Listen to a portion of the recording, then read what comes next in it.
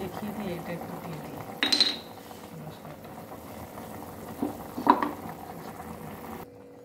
এখন যে গরম পড়েছে, এই গরমে শেষ পাতে আমের একটু অম্বল খেলে শরীরটা খুব ঠান্ডা থাকে। এটা করার পরে একটু ফ্রিজে রেখে দেবো, ঠান্ডা করে খাওয়ার পাতের শেষে একটু খাবে সবাই, দেবে খুব আরাম, খুব পেটটাও ঠান্ডা থাকে, মনটাও ভালো থাকে।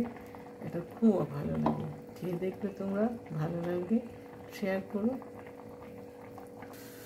এই দেখো কত সুন্দর লাগছে দেখতে, এটা খেতে আরও সুন্দর। ফ্রিজে রেখে দেবো, তারপরে খাওয়ার পরে এটা খাবো আমরা সবাই মিলে।